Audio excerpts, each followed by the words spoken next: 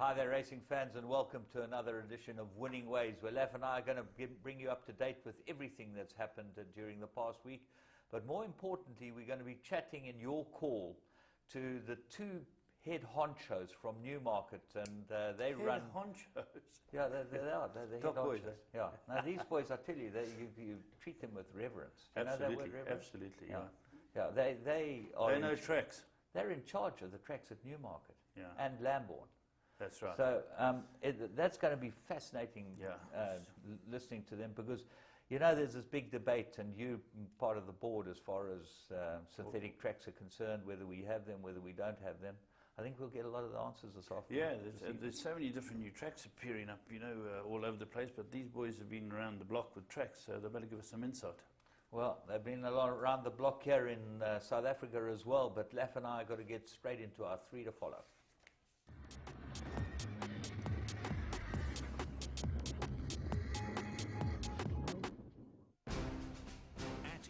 We know from our successful partnership with Mike de Kock that getting the best from your horse is largely related to training and nutrition. However, successful racehorses generally come from successful stud farms who focus on optimum nutritional support for growing foals and young stock.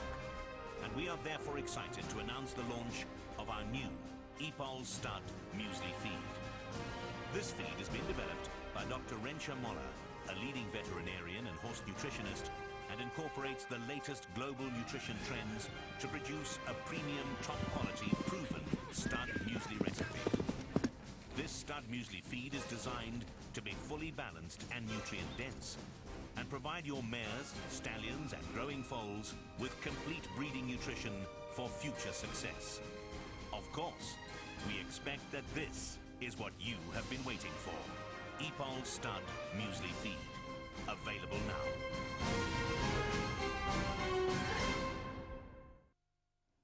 Right, well, let's go straight to Scottsville, where we're going to pick up the first race. This was on Tuesday, and it was a 1,200 metre straight down the straight there.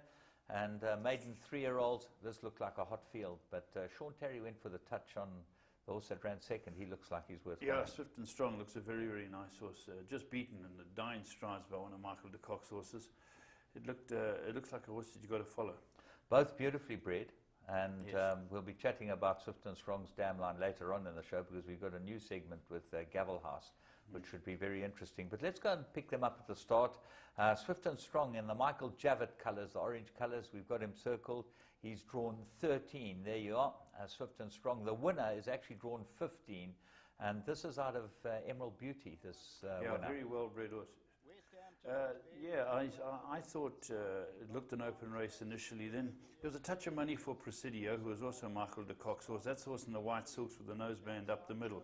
Shows good speed, quickens away like it's going to win, but does come back from a layoff and runs out of ground, get beaten less than a length. But the horse we've asked you to pick up is 4 from the right now, in the orange with the brown cap.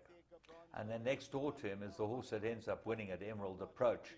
And they go stride for stride, these two young. Craig Zaki, he's back in the winner's enclosure. He's had a couple of quick winners starting off his career, so that's good for him. Yeah. But now the two of them go together. Danielson on Swift and Strong, this will win next time. And the Emerald Beauty's son, Emerald Approach. Yeah, that's right, the right approach. These two are put in the run, but looking across towards the inside, I thought Anthony Delpesh had timed it right on Presidio. Presidio's got them by a length and a half here. Just runs out of steam, the big horse Presidio, but these two are coming home strongly. There's very little between them at the line. Yeah, tough race, and you certainly got to believe that both those horses might go on. I think this was an extremely strong race, Lef. I think that we're going to find some winners are going to come out of this race. I know I had a runner that ran 6th. He had his shoe removed at the start, and he pulled up lame, but he's got some races in. Yeah, I think it's quite a tough maiden, yeah. Okay, we're going to move on to Clearwood, August the 26th. That was yesterday, Sunday's racing, and we go to race 1, which was 1,450 metres. Look at the first time of Mike de Kock. Mike de Kock won the race with Rock Cocktail, the Australian bred. Let's go and pick up the first timer here. This is a White Tiger.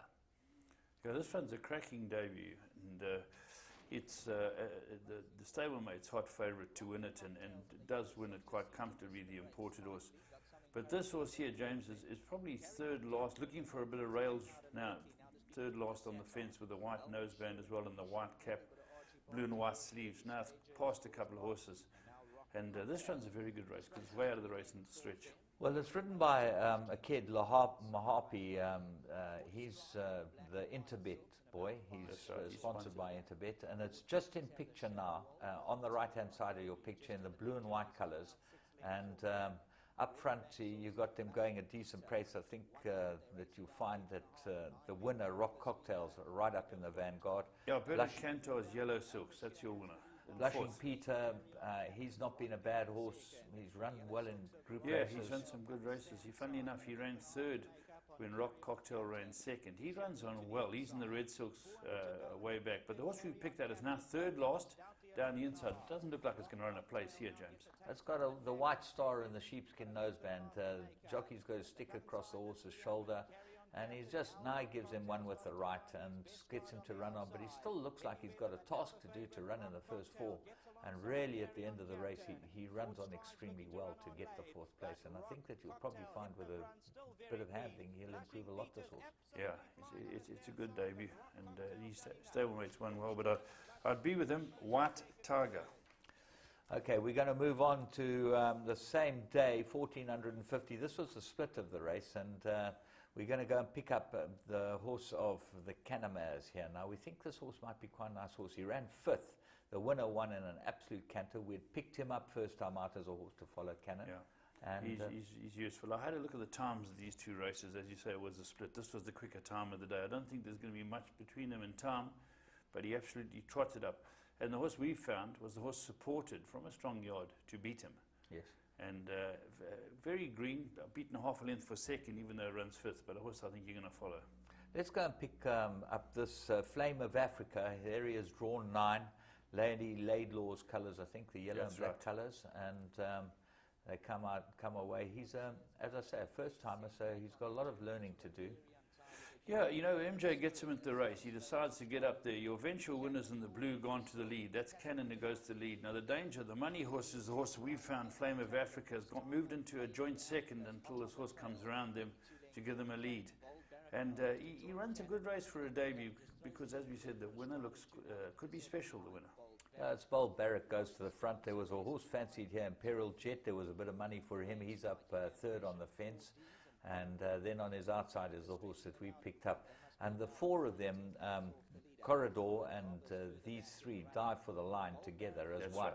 But there's no race Cannon. He absolutely dawdles in, and he's a very nice horse. I think that first time at Scottsville he ran in a 6 furlong. We thought that he'd probably go on from there. Yeah. He's certainly come on. Cannon, funny enough, was beaten by the stablemate of the horse that was back to beat him here. Flame of Africa stablemate beat him in that very, very strong race in his debut run, Cannon. So Cannon's come on a long way. But here, the danger, as you can see in the Yellow Silks, moves up. It's like he's going to get a clear second, and Corridor's on his outside, who's the eventual second. But the four of them are scrambling for second because the winner's gone. Yeah, and it's, as you say, it's a heads-up, heads-down decision for second place. The horse on the outside, Corridor, who's had a couple of runs from the pulley yard, he runs on best to get to second place. But this horse, Flame of Africa, will improve. He'll probably go down back to Cape Town. Yeah, I think he looks probably good enough to go back to Cape Yeah, Town. that's right. He looks a decent horse. Okay, we're going to move on, and we're going to have a look at the blast from the past. We got the Emerald Cups coming this year. At EPOL, we know from our successful partnership with Mike de Kock that getting the best from your horse is largely related to training and nutrition. However, successful racehorses generally come from successful stud farms who focus on optimum nutritional support for growing foals and young stock. And we are therefore excited to announce the launch of our new EPOL Stud Muesli Feed. This feed has been developed by Dr. Rensha Moller, a leading veterinarian and horse nutritionist, and incorporates the latest global nutrition trends to produce a premium, top-quality, proven stud muesli recipe. This stud muesli feed is designed to be fully balanced and nutrient-dense and provide your mares, stallions, and growing foals with complete breeding nutrition for future success. Of course, we expect that this is what you have been waiting for. EPOL Stud Muesli Feed. Available now.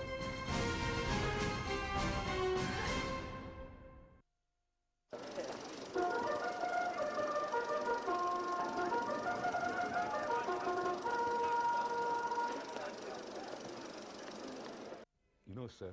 This is the finest fabric money can buy. Done. When you walk out of here, heads will turn. Care for a glass of champagne, sir?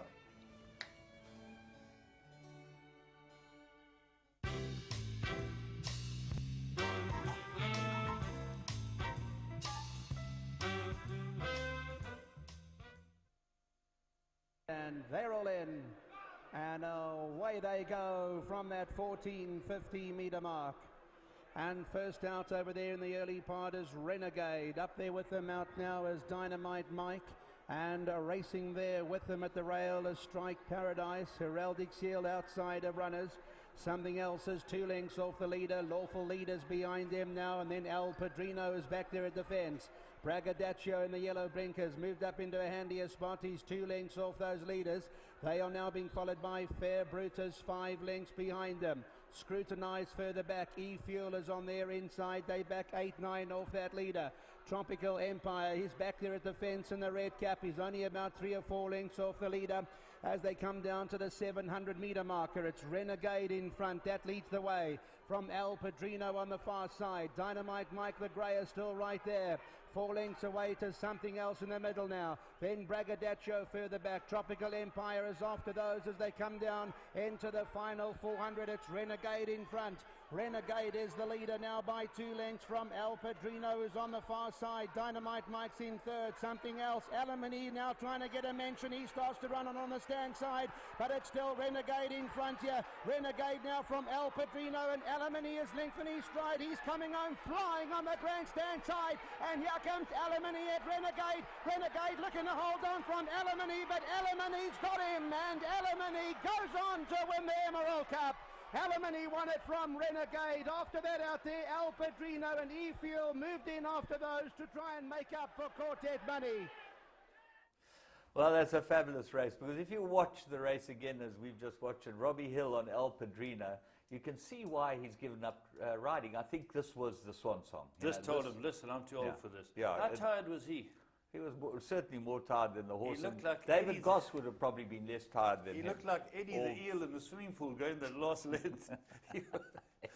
Yeah, El Padrino. But Alamany, Stone last into the straight, right on the outside. I've never seen anything like it. It flies every single time, but it's always a very good race. And they're building up to this year's Emerald Cup, which looks excellent. Well, we're going to be looking at the August Stakes in Current Affairs, and this might be the winner of the big one. But let's go and have a look at Plum of the Week.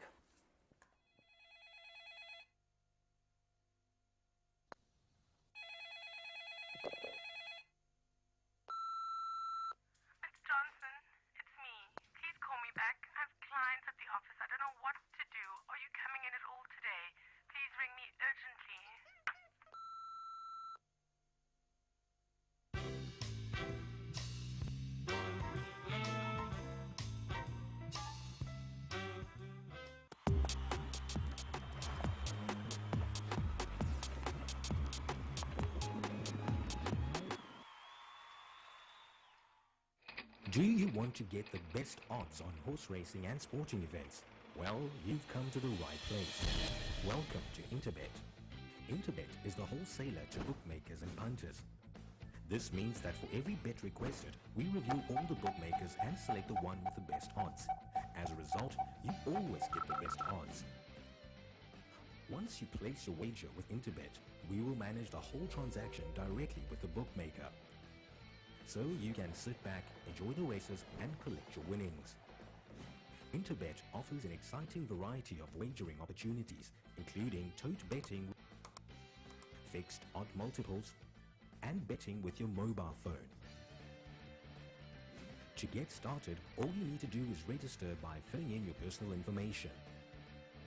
Log into your account using Internet Explorer only and start wagering. Take a look at our online tutorial demos so you can take advantage of our powerful wagering features.